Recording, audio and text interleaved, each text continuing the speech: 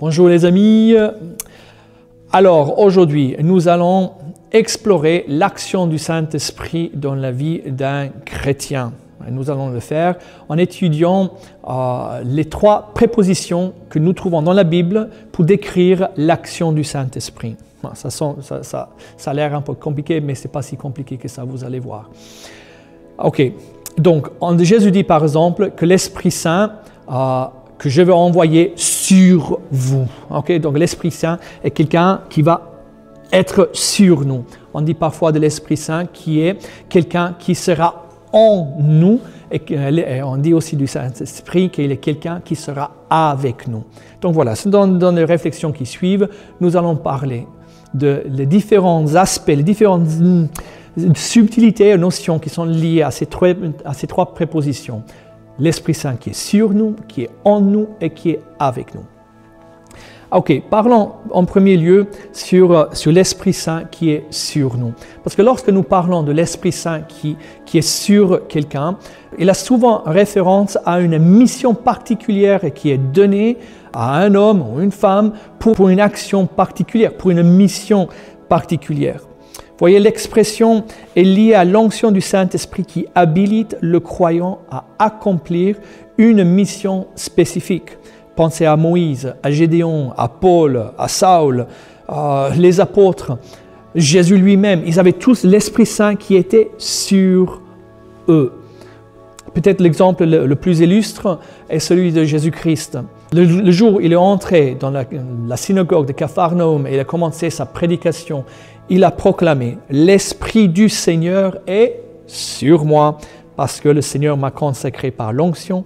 Il m'a envoyé porter la bonne nouvelle aux pauvres, à annoncer aux captifs leur libération, aux aveugles qu'ils retrouvent la vue, remettre en liberté les opprimés, annoncer une année favorable accordée par le Seigneur. » Vous voyez, Jésus, jusqu'à ce moment-là, il avait toujours l'Esprit Saint en lui. Il est toujours le Fils. Il vivait toujours en communion avec son Père. Il a été toujours habité par un esprit filial envers Dieu. Mais le jour de son baptême, il a reçu cette effusion du Saint-Esprit qui l'a habilité à entrer pleinement dans son rôle messianique. Il a reçu un pouvoir surnaturel venant du Saint-Esprit pour qu'il puisse accomplir sa mission. Tout comme Moïse l'avait reçu, tout comme Paul l'avait reçu. Et tout comme les apôtres l'ont reçu aussi. Et comme toi et moi, nous l'avons reçu nous aussi. Donc l'Esprit Saint qui est sur nous est en vue d'une mission qui est pour les autres. Très important. Les dons, les manifestations du Saint-Esprit, les manifestations charismatiques du Saint-Esprit, ils ne sont pas là en premier pour ta sanctification. Ils sont là pour l'édification de l'Église. Ils sont là pour l'évangélisation, pour manifester les œuvres puissantes de Dieu. Ils sont là pour la conversion des non-croyants à Jésus-Christ. Ils sont là pour que l'Église se construise. Les dons spirituels du Saint-Esprit, l'Esprit Saint qui est sur nous, nous est donné pour que l'Église se bâtisse dans l'amour. Vous voyez, donc c'est vraiment une notion de service. Cela est important parce que ça signifie que les dons que nous avons, les dons spirituels que nous avons, les manifestations charismatiques que nous avons, ils ne sont pas des médailles d'honneur. Mais ils sont des outils pour un travail. Ils ne sont pas un trophée, mais ils sont des armes pour une guerre. Les dons spirituels que nous avons, ils ne sont pas des bijoux que tu accumules dans ta vie spirituelle. Ils sont une trousse de secours pour soigner ceux qui sont malades. Ce sont des dons, des outils, ce sont des armes pour mener une guerre, pour aider le peuple de Dieu. Jésus, il a reçu cette onction pour les malades, pour les aveugles, pour les prisonniers, pour les captifs, pour les pauvres. L'Esprit était sur lui pour qu'il puisse manifester et faire venir le royaume de Dieu aux pauvres, aux aveugles, aux captifs, etc., etc. Donc, cela nous dit alors que Dieu nous donne les outils nécessaires pour accomplir le travail qu'il nous confie. Comme tout chef d'ailleurs, tout bon patron, il va toujours donner à ses employés les outils pour accomplir le travail. Si toi, tu as besoin d'un marteau, il ne va pas te donner une scie. Si toi, tu es un soldat, tu as besoin d'une fusil, il ne va pas te donner un couteau. Il va te donner les dons, ou les outils ou les armes nécessaires pour faire ce que tu dois faire à un moment donné, à un moment précis. Et c'est pour cela, nous recevons ce don du Saint-Esprit qui est sur nous. Alors, puisque Dieu nous confie une mission, puisque Dieu te confie une tâche, il te donne aussi les moyens pour l'accomplir. Et s'il te confie une mission, il va te donner les moyens pour l'accomplir. Et Jésus il nous a donné une sacrée mission. Il nous a dit, allez de par le monde entier, faites des disciples. Et Jésus, il vise le monde entier, il vise les nations, toutes les nations. Et donc, cette mission est donnée pas seulement aux prêtres et aux évêques, cette mission est donnée à toi aussi bien qu'à moi.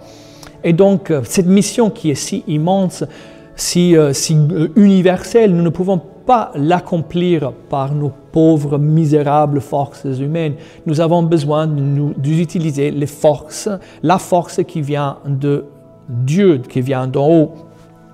Parce que pour accomplir la mission que Jésus nous donne, nous avons besoin plus d'une simple formation intellectuelle. Nous avons vraiment besoin d'une onction spirituelle. Sans la force de Dieu, nous sommes incapables de le faire.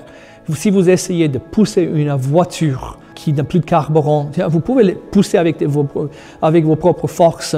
Mais une voiture a été désignée, a été conçue pour être propulsée par un carburant, pas par une force humaine avec tes petits bras et tes petites jambes.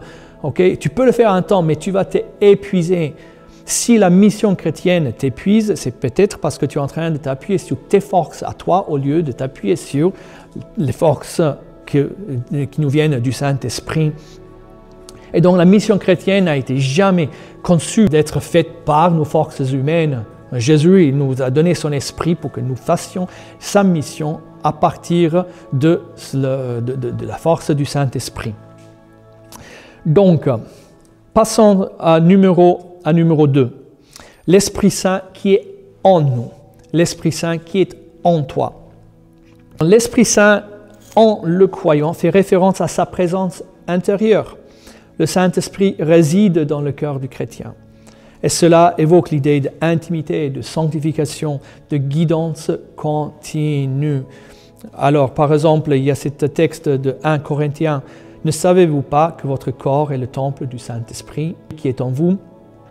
Romains 8, 9. « Vous, cependant, vous n'êtes pas dans la chair, mais dans l'Esprit, si du moins que l'Esprit de Dieu habite en vous. » Et 1 Jean 2, 27. « Pour vous, l'onction que vous avez reçue de lui demeure en vous. » Vous voyez, et donc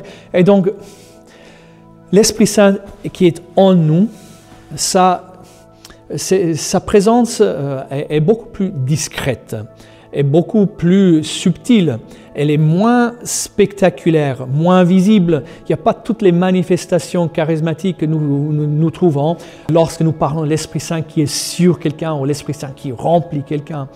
L'Esprit Saint qui est en nous, c'est une présence intime. C'est une présence qui nous met en communion avec Dieu. C'est une présence qui est en nous pour nous sanctifier dans le quotidien. L'Esprit Saint qui est en toi est pour toi. Différemment aux charismes qui sont plutôt pour les autres, l'Esprit Saint qui est en toi est pour toi, pour que tu deviennes saint, sainte. Ah, bonne nouvelle. Alors, et donc il y a une belle image pour décrire l'Esprit Saint qui est en nous. Vous savez, une femme qui est enceinte, elle porte en elle une vie qui n'est pas à elle. C'est une deuxième vie. Donc, une femme enceinte ne vit plus que pour elle-même. Parce que si elle veut arriver à la fin de sa grossesse, elle doit penser, pas seulement à elle-même, elle doit penser maintenant à l'enfant. Et donc cela va dire qu'elle fera attention à ce qu'elle mange et boit pour ne pas nuire à l'enfant. Elle va éviter les endroits dangereux, car ce n'est plus seulement son propre bien-être qui est en jeu. Une femme qui est enceinte ne peut plus se comporter comme avant parce qu'elle sait qu'elle porte quelque chose de précieux à l'intérieur d'elle. Et toi et moi, mon frère, ma sœur, nous portons en nous la vie de Dieu. Nous portons en nous le Saint-Esprit. À partir du moment où nous avons reçu l'Esprit Saint en nous, nous ne pouvons plus vivre comme avant. Nous ne pouvons plus vivre comme au jour où nous étions notre propre chef, où nous étions notre propre Seigneur, nous étions le centre de notre propre existence. À partir du moment où Jésus est devenu ton Seigneur, devenu ton Maître, tu ne peux plus vivre pour toi-même. À partir du moment où l'Esprit Saint est en toi, tu ne peux plus faire des choses que tu faisais avant Jésus-Christ. C'est niet, c'est fini. Sinon, tu vas nuire à cette vie qui est en toi. Tu risques de la supprimer, de la tuer, de l'avorter. Et ça serait vraiment une catastrophe. Catastrophe presque potentiellement éternelle. Vous comprenez? Par exemple, si tu as l'Esprit Saint en toi, on va le dire différemment, puisque tu as l'Esprit Saint en toi, tu ne peux plus d'exposer ton corps, tes yeux, tes oreilles à la vulgarité, à la corruption du monde. Tu peux plus. Quand tu te remets devant une télévision, il y a certaines choses que tu ne peux pas regarder parce que tu as l'Esprit Saint en toi. Tu ne peux pas exposer l'Esprit Saint à toutes les saloperies, à toutes les cochonneries que nous voyons, que nous entendons. Et l'Esprit Saint qui est en toi, il va te guider, il va te faire savoir, en fait, ça le dérange. Et donc tu es appelé à l'obéir, à prendre soin du Saint-Esprit. Et si tu obéis, le Saint-Esprit va te sanctifier. Puisque tu as le Saint-Esprit en toi, tu ne peux plus nourrir ton âme des musiques, de films, d'images qui salissent ton cœur. Tu ne peux plus faire n'importe quoi avec ton corps, car il est devenu le temple du Saint-Esprit. Nous ne pensons plus à nous-mêmes, nous pensons à celui qui nous porte en nous. Et le Saint-Esprit, il va nous enseigner. Il va nous enseigner la différence entre le bien et le mal, entre le pur et le profane, entre ce qui est digne de Dieu et ce qui nous éloigne de Dieu. Et donc nous sommes appelés dans les petites choses, tout comme dans les grandes, à obéir à l'Esprit Saint qui va nous communiquer. Il est en toi pour que tu deviennes une personne sainte. Amen, amen, amen. Et l'Esprit Saint qui est en toi fait de toi un temple. Fais de toi un temple de Dieu. Un temple est un lieu de culte. Le Saint-Esprit qui est en toi fera de ta vie un acte de culte agréable à Dieu. Il fera de toi un adorateur de Dieu. Pas seulement le dimanche matin, mais lundi, mardi, mercredi, jeudi, vendredi, samedi et dimanche, le matin, midi et le soir. Toute ta vie sera une offrande agréable et sainte à Dieu grâce à l'Esprit Saint qui est en toi. Ça, c'est vraiment, vraiment cool, quoi. Parce que l'Esprit Saint qui est en toi, il va t'enseigner à donner à Dieu ce qui est à Dieu et à César ce qui est à César. Qu'est-ce qui appartient à Dieu? La louange, la gloire, la bénédiction. Le Saint-Esprit en toi, il va faire jaillir à l'intérieur de toi la louange et la gloire et la bénédiction envers notre Créateur. Le Saint-Esprit qui est en toi fera de toi un temple de Dieu, ce lieu où le ciel s'unit à la terre, ce lieu où Dieu se rencontre l'homme, ce lieu où Dieu se unit à sa créature. C'est grâce à l'Esprit Saint qui est en toi que tu vas devenir un lieu où Dieu est adoré en permanence. Amen, amen, amen, amen. Avançons. Troisième préposition. L'Esprit Saint est avec nous. L'Esprit Saint est avec toi. Par cette préposition, avec, nous voulons dire que l'Esprit Saint accompagne et soutient le croyant dans toutes les circonstances de sa vie. En Jean 14, 16, Jésus dit « Et moi, je prierai le Père, et il vous donnera un autre consolateur, afin qu'il demeure éternellement avec vous. » En Jean 14, 17, « Il demeure avec vous, l'Esprit Saint, il sera en vous. » Voyez, Et donc, l'Esprit Saint qui est avec nous, ça suggère une présence constante, un soutien, une aide, une communion perpétuelle avec le Saint-Esprit. Et donc, qu'il soit dans l'accomplissement du mandat de Jésus dans la puissance charismatique, ou qu'il soit dans l'accomplissement de ta sanctification quotidienne, dans les petites choses comme dans les grandes, l'Esprit Saint sera toujours avec toi. C'est l'accomplissement de la promesse de Dieu qui dit « Je serai avec toi ». Parce que dans la vie, une des tentations plus fréquentes et peut-être le plus sévère que le diable peut nous donner, c'est de nous faire croire que nous sommes seuls, nous tenter à l'oubli, de nous faire croire que Dieu n'est pas avec nous, ou qu'il nous a abandonnés, ou que nous avançons dans la vie sans Dieu, sans protection.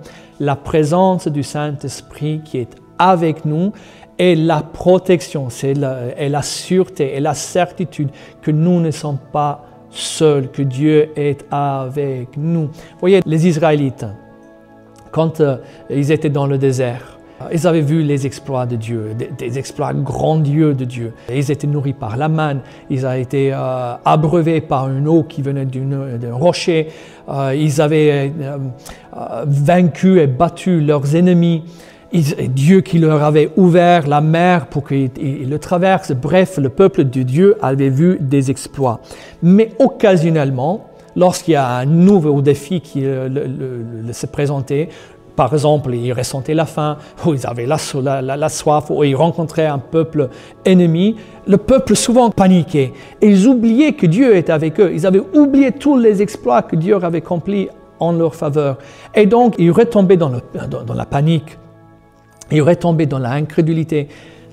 Et il fallait seulement se souvenir, se rappeler des œuvres de Dieu. Il fallait seulement se rappeler de cette présence constante avec Dieu. Et ils auraient vu la gloire de Dieu. L'Esprit Saint qui est en toi va te rappeler ce que Jésus a fait. L'Esprit Saint qui est avec toi va te rappeler ce que Jésus a fait pour toi. Il va te rappeler ce que Jésus avait accompli. Parce que dans les évangiles de Jean, nous trouvons que l'Esprit Saint nous rappelle les paroles de Jésus, nous enseigne, il nous conduit à la vérité tout entière. L'Esprit Saint témoigne en faveur de Jésus. L'Esprit Saint qui est avec nous, nous empêche de retomber dans l'oubli de Dieu. Okay? Et il va te donner cette force, cette certitude que tu n'es pas seul. Et tu n'étais jamais seul, même dans les combats les plus difficiles, les épreuves les plus éprouvantes. Tu n'étais jamais seul, l'Esprit Saint était toujours avec toi et il sera avec toi, dit le Seigneur. Donc, en Marc, nous lisons le suivant, que les disciples s'en allèrent prêcher l'Évangile partout. Le Seigneur travaillait avec eux, confirmant la parole par des miracles qui l'accompagnaient. Ça, c'est chouette ça. Donc, le Seigneur, il travaillait avec eux. L'Esprit Saint qui est avec toi, travaille avec toi. L'Esprit Saint, il va avec ceux qui vont. L'Esprit Saint travaille avec ceux qui travaillent. L'Esprit Saint missionne avec ceux qui missionnent. Et si toi, mon frère, ma sœur, tu ne missionnes pas, alors tu démissionnes. L'Esprit Saint a été donné justement pour que tu puisses faire les œuvres de Dieu. Tu es un collaborateur de Dieu, un partenaire de Dieu. Et là où tu vas, l'Esprit Saint va. Là où tu mets ton pied, l'Esprit Saint va mettre son pied. Là où tu seras, l'Esprit Saint sera partout où tu vas. Quoi que tu fasses, l'Esprit Saint est avec toi. Et c'est à partir de cette conscience que nous, les chrétiens, nous agissons. Amen de gloire. Amen de gloire. Alors, donc je voudrais arrêter ce petit enseignement ici. J'espère que cela vous a nourri, que cela vous a parlé. Je voudrais vous laisser 2 ou 3 petites questions pour la suite avant de clôturer par un temps de prière. Alors, une question existentielle. Quand tu réalises que ton corps est le temple du Saint-Esprit, comment cela influence-t-il tes choix quotidiens et ton comportement? Vous voyez, cette conscience d'être le temple du Saint-Esprit, quel impact a cela sur ta vie, sur tes choix? Est-ce que tu expose l'Esprit Saint qui est en toi à des choses qui sont indignes de lui, à des choses qui lui font souffrir, à des choses qui sont indignes de toi. Par exemple. Donc, une autre question. Jésus nous invite à demander le Saint-Esprit. Quelle place occupe le Saint-Esprit dans ta vie quotidienne et dans ta mission quotidienne? Est-ce que tu dépends du Saint-Esprit tous les jours? Est-ce que le Saint-Esprit est ton soutien? Est-ce que tu l'appelles? Est-ce que tu l'invoques? Est-ce que tu es sensible à ses appels et à ses invitations et à ses corrections dans le quotidien? Et aussi dans l'accomplissement de ta mission. Et troisième question. Dans l'accomplissement de ta mission, dépendes-tu assez sur l'Esprit Saint ou plutôt sur tes propres forces? Comment, on va le dire différemment, comment pourrais-tu t'appuyer de plus en plus sur l'action du Saint-Esprit dans l'accomplissement de ta mission? Voilà, belle question.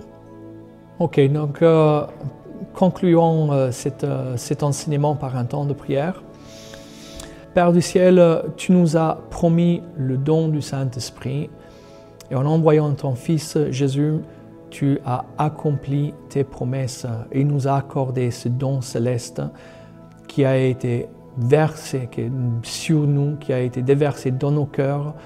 Père du ciel, renouvelle maintenant cette effusion du Saint-Esprit dans la vie de tous ceux qui sont en train de regarder cette vidéo. Que la puissance du Saint-Esprit soit le moteur de toutes nos actions, de toutes nos activités, de toute notre mission. Père du ciel, envoie maintenant ton Saint-Esprit et renouvelle en eux tes prodiges, tes merveilles. Communique maintenant, Père du ciel, dans le nom de Jésus, tes dons, tes charismes, tes dons spirituels, afin que ton peuple soit équipé avec tous les outils, avec toutes les armes pour accomplir le travail que tu lui confies et pour mener la guerre spirituelle que nous sommes tous appelés à mener. Par Jésus-Christ, ton Fils, qui vit et règne avec toi, le Saint-Esprit maintenant et pour le siècle des siècles. Amen.